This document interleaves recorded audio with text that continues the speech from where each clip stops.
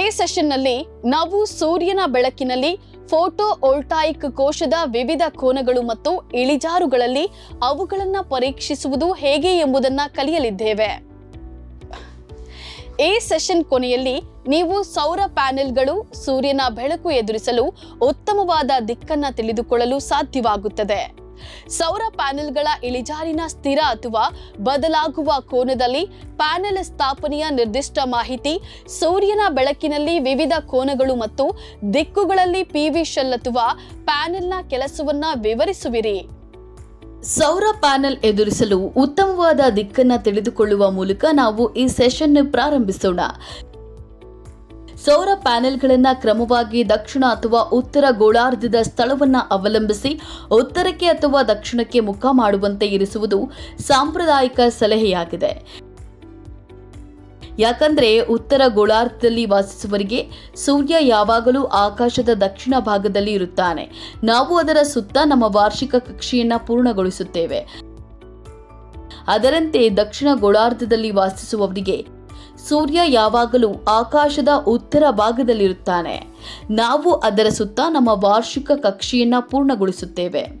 ಹೀಗಾಗಿ ಯಾವಾಗಲೂ ಸೂರ್ಯನ ಬೆಳಕನ್ನು ಒಟ್ಟಾರೆಯಾಗಿ ಸೆರೆ ಹಿಡಿಯಲು ಉತ್ತರ ಗೋಳಾರ್ಧದ ಸ್ಥಳಗಳಿಗೆ ದಕ್ಷಿಣಕ್ಕೆ ಎದುರಾಗಿರುವ ಸೌರ ಫಲಕಗಳನ್ನು ಇರಿಸುವುದು ಇಲ್ಲಿಯವರೆಗಿನ ಸಾಮಾನ್ಯ ಉತ್ತಮ ಅಭ್ಯಾಸವಾಗಿದೆ. ಫಲಕದ ಮುಖವು ಉತ್ತರ ಗೋಳಾರ್ಧದ ಸ್ಥಳಗಳಿಗೆ ದಕ್ಷಿಣಕ್ಕೆ, ದಕ್ಷಿಣ ಗೋಳಾರ್ಧದ ಸ್ಥಳಗಳಿಗೆ ಉತ್ತರಕ್ಕೆ ಮತ್ತು ಸಮಭಾಜಕದಲ್ಲಿ ಸಮತಟ್ಟಾಗಿರಬೇಕು.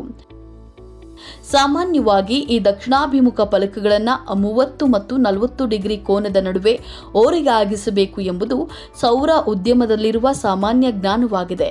ಆದರೆ ಈ ಕೋನವು ಬದಲಾಗುತ್ತದೆ ಮತ್ತು ನಿಮ್ಮ ಮನೆಯ ಅಕ್ಷಾಂಶಕ್ಕೆ ಸಮನಾಗಿರುತ್ತದೆ.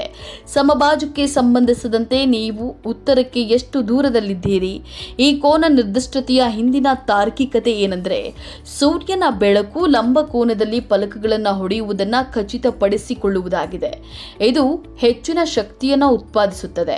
ಇಳಿಜಾರಿನ ಸರಿಯಾದ ಕೋನವನ್ನು ಒದಗಿಸುವ ಮೂಲಕ ಸೌರ ಫಲಕದಲ್ಲಿ ಟಿಲ್ಟ್ ಕೋನಗಳನ್ನು ಹೇಗೆ ಹೊಂದಿಸುವುದು ಎಂಬುದನ್ನು ಈಗ ನಾವು ಕಲಿಯೋಣ.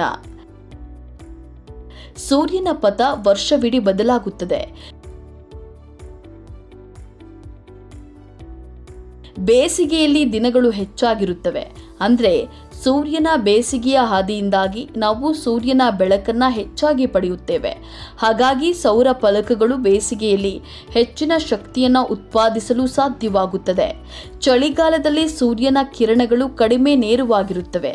ಯಾಕಂದರೆ ಆಗ ಅದರ ಮಾರ್ಗ ಬದಲಾಗಿರುತ್ತದೆ. ಇದು ಸೌರ ಫಲಕಗಳ ಇಳಿಜಾರಿನ ಮೇಲೆ ಪರಿಣಾಮ ಬೀರಬಹುದು. ಈ ಕಾರಣಕ್ಕೆ ಇದು ತುಂಬಾ ಮುಖ್ಯವಾಗಿದೆ. ಒಂದು ವೇಳೆ ನಾವು ಸೌರ ಫಲಕಗಳ ಟಿಲ್ಟನ್ನು ಹಸ್ತಚಾಲಿತವಾಗಿ ಸರಿ ಹೊಂದಿಸಿದ್ರೆ ಅವು ಗಮನಾರ್ಹವಾಗಿ ಹೆಚ್ಚು ಪರಿಣಾಮಕಾರಿಯಾಗಿರುತ್ತವೆ. ಇದನ್ನು ಸೈಟ್ನಲ್ಲಿ ಅನ್ವಯಿಸಿದ್ರೆ ಚಳಿಗಾಲದಲ್ಲಿ ಸೌರ ಫಲಕಗಳ ಓರೆಯನ್ನು 15 ಡಿಗ್ರಿಗಳಷ್ಟು ಹೆಚ್ಚಿಸುವುದನ್ನು ಪರಿಗಣಿಸಿ. ಬೇಸಿಗೆಯ ತಿಂಗಳುಗಳಲ್ಲಿ ಫಲಕಗಳ ಮೂಲ ಓರೆಯನ್ನು 15 ಡಿಗ್ರಿಗಳಷ್ಟು ಕಡಿಮೆ ಮಾಡಿ. ಇದು ಬೇಸಿಗೆ ಕೋನ ಮತ್ತು ಚಳಿಗಾಲದ ಕೋನದ ಔಟ್ಪುಟ್ ಶಕ್ತಿಯನ್ನು ಹೆಚ್ಚಿಸುತ್ತದೆ. ಋತುಮಾನದ ಕೋನವನ್ನು ಬದಲಾಯಿಸಲು ಅಥವಾ ಹೊಂದಿಸಲು ಇಳಿಜಾರಿನ ಕೋನವನ್ನು ಸರಿ ಹೊಂದಿಸುವುದು ಸಂಕ್ರಾಂತಿಯಿಂದ 22 ದಿನಗಳು ಮತ್ತು ಸೈಟ್ ಅಕ್ಷಾಂಶದಿಂದ ಟಿಲ್ಟ್ ಕೋನ ಹೊಂದಾಣಿಕೆಯ ಗರಿಷ್ಠ ಮೌಲ್ಯವು ವಾರ್ಷಿಕ ಶಕ್ತಿಯ ಸಂಗ್ರಹವನ್ನು ಗರಿಷ್ಠಗೊಳಿಸಲು 23 ರಿಂದ 25 ಡಿಗ್ರಿ ನಡುವೆ ಇರುತ್ತದೆ.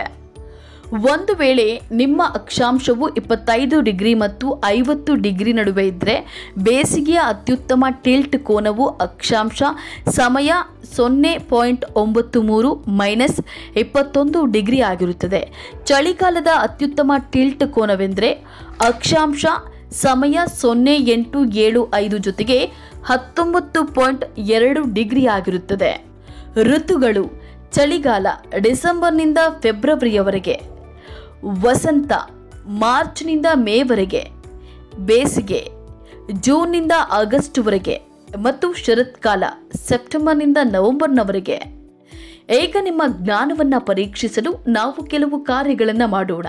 ನಿಮಗೆ solar PV cell, voltmeter, ammeter, 0 OHM ಪ್ರತಿರೋಧಕ, ಮ್ಯಾಗ್ನೆಟಿಕ್ ದಿಕ್ಸೂಚಿ, ಸ್ಪಿರಿಟ್ ಲೆವೆಲ್ ಮತ್ತು ಕ್ಲಿನೋಮೀಟರ್ ಅಗತ್ಯವಿದೆ. ವಿವಿಧ ದಿಕ್ಕುಗಳಲ್ಲಿ ಉತ್ಪತ್ತಿಯಾಗುವ ಸೌರಶಕ್ತಿಯನ್ನು ಅಧ್ಯಯನ ಮಾಡುವುದು ನಿಮ್ಮ ಮೊದಲ ಕಾರ್ಯವಾಗಿದೆ. ಸರ್ಕ್ಯೂಟ್ನಲ್ಲಿ ತೋರಿಸಿರುವಂತೆ ಕೊಟ್ಟಿರುವ ಘಟಕಗಳನ್ನು ಸಂಪರ್ಕಿಸಿ. ಸೌರಶಕ್ತಿ ಮೀಟರ್ನ ಬೆಳಕಿನ ಸಂವೇದಕವು ಪರೀಕ್ಷೆಯ ಪ್ರತಿಯೊಂದು ಸಂದರ್ಭದಲ್ಲಿ ಸೌರ PV ಸೆಲ್ನಂತೆಯೇ ಅದೇ ದಿಕ್ಕನ್ನು ಎದುರಿಸುವಂತಿರಬೇಕು. ಈಗ ಸೌರ PV ಶೆಲ್ಲನ್ನು ಸೂರ್ಯನ ಬೆಳಕಿನಲ್ಲಿ ಇರಿಸಿ. ಮ್ಯಾಗ್ನೆಟಿಕ್ ದಿಕ್ಸೂಚಿ ಬಳಸಿ ಉತ್ತರ ಧ್ರುವವನ್ನು ಪತ್ತೆ ಮಾಡಿ. ಸೌರ PV ಸೆಲ್ಲನ್ನು ಉತ್ತರ ಧ್ರುವದ ಕಡೆಗೆ ಇರಿಸಿ. ವೋಲ್ಟ್ಮೀಟರ್, ಅಮ್ಮೀಟರ್ ಮತ್ತು ಸೌರ ವಿಕಿರಣದ ತೀವ್ರತೆಯ ಮೇಲಿನ ರೀಡಿಂಗ್ಸ್ ದಾಖಲಿಸಿಕೊಳ್ಳಿ. ಸೌರ PV ಸೆಲ್ನ ಮುಖವನ್ನು ಉತ್ತರ ಪ್ರದಕ್ಷಿಣಾಕಾರವಾಗಿ 90 ಡಿಗ್ರಿಯಲ್ಲಿ ತಿರುಗಿಸಿ. ವೋಲ್ಟ್ಮೀಟರ್ ಮತ್ತು ಅಮ್ಮೀಟರ್ನಲ್ಲಿನ ರೀಡಿಂಗ್ಸ್ ದಾಖಲಿಸಿ. ಸೌರ PV ಕೋಶದ ಮುಖವನ್ನು ಹಿಂದಿನ ಸ್ಥಾನದಿಂದ ಪ್ರದಕ್ಷಿಣಾಕಾರವಾಗಿ 90 ಡಿಗ್ರಿಗೆ ತಿರುಗಿಸಲು ಮುಂದುವರೆಸಿ. ವೋಲ್ಟ್ಮೀಟರ್ ಮತ್ತು ಅಮ್ಮೀಟರ್ನಲ್ಲಿನ ರೀಡಿಂಗ್ಸ್ ದಾಖಲಿಸಿ. ಸೌರ PV ಶೆಲ್ನ ಮುಖವನ್ನು ಹಿಂದಿನ ಸ್ಥಾನದಿಂದ ಪ್ರದಕ್ಷಿಣಾಕಾರವಾಗಿ 90 ಡಿಗ್ರಿಗೆ ತಿರುಗಿಸಲು ಮುಂದುವರೆಸಿ. ವೋಲ್ಟ್ಮೀಟರ್ ಮತ್ತು ಅಮ್ಮೀಟರ್ನಲ್ಲಿನ ರೀಡಿಂಗ್ಸ್ ದಾಖಲಿಸಿ. ಫಲಿತಾಂಶವನ್ನು ಹೋಲಿಕೆ ಮಾಡಿ ನೋಡಿ.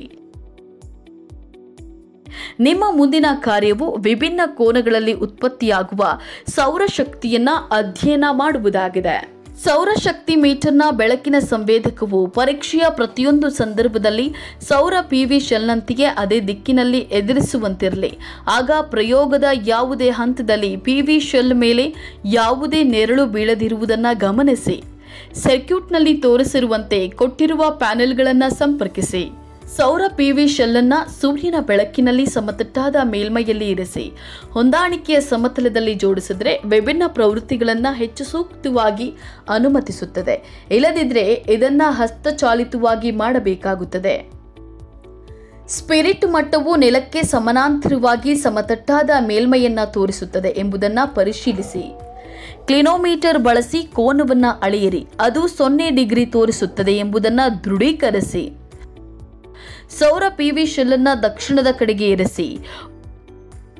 ವೋಲ್ಟ್ಮೀಟರ್, ಅಮ್ಮೀಟರ್ ಮತ್ತು ಸೌರ ವಿಕಿರಣದ ತೀವ್ರತೆಯ ಮೇಲಿನ ರೀಡಿಂಗ್ಸ್ ದಾಖಲಿಸಿಕೊಳ್ಳಿ.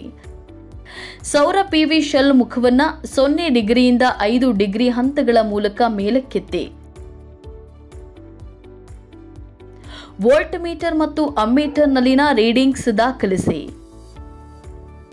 ಸೌರ PV ಶೆಲ್ನ ಮುಖಾಮುಖಿಯ ಕೋನವನ್ನು ಹಿಂದಿನ ಸ್ಥಾನದಿಂದ ದಕ್ಷಿಣಕ್ಕೆ ಬದಲಾಯಿಸುವುದನ್ನು ಮುಂದುವರೆಸಿ. ವೋಲ್ಟ್ಮೀಟರ್ ಮತ್ತು ಅಮ್ಮೀಟರ್ನಲ್ಲಿನ ರೀಡಿಂಗ್ಸ್ ದಾಖಲಿಸಿ. ಇನ್ನು ಕೆಲವು ಕೋನಗಳಿಗಾಗಿ ಈಗ ಹೇಳಿದ್ದನ್ನು ಪುನರಾವರ್ತಿಸಿ. ಫಲಿತಾಂಶವನ್ನು ಹೋಲಿಸಿ ನೋಡಿ. ಗರಿಷ್ಠ ಸೌರಶಕ್ತಿಯನ್ನು ನೀಡುವ ಕೋನವು ಗುರುತಿಸಿದ ನಿರ್ದಿಷ್ಟ ಸ್ಥಳಕ್ಕೆ ಟಿಲ್ಟ್ ಕೋನವಾಗಿದೆ. ನಾವೀಗ ಸೂರ್ಯನ ಬೆಳಕಿನಲ್ಲಿ ಫೋಟೋ ವೋಲ್ಟಾಯಿಕ್ ಶೆಲ್ಲನ್ನು ಇಳಿಜಾರು ಮತ್ತು ದಿಕ್ಕಿನ ವಿವಿಧ ಕೋನಗಳಲ್ಲಿ ಪರೀಕ್ಷಿಸುವ ಸೆಷನ್ ಅಂತ್ಯವನ್ನು ತಲುಪಿದ್ದೇವೆ. ಈಗ ನೀವು ಸೌರ ಪ್ಯಾನೆಲ್ಗಳು ಸೂರ್ಯನ ಬೆಳಕು ಎದುರಿಸಲು ಉತ್ತಮವಾದ ದಿಕ್ಕನ್ನು ತಿಳಿದುಕೊಳ್ಳಲು ಸಾಧ್ಯವಾಗಿದೆ. ಸೌರ ಪ್ಯಾನೆಲ್ಗಳ ಇಳಿಜಾರಿನ ಸ್ಥಿರ ಅಥವಾ ಬದಲಾಗುವ ಕೋನದಲ್ಲಿ ಫಲಕ ಸ್ಥಾಪನೆಯ ನಿರ್ದಿಷ್ಟ ಮಾಹಿತಿ, ಸೂರ್ಯನ ಬೆಳಕಿನಲ್ಲಿ ವಿವಿಧ ಕೋನಗಳು ಮತ್ತು ದಿಕ್ಕುಗಳಲ್ಲಿ PV ಶೆಲ್ ಅಥವಾ ಪ್ಯಾನೆಲ್ನ ಕೆಲಸವನ್ನ ವಿವರಿಸುತ್ತೀರಿ.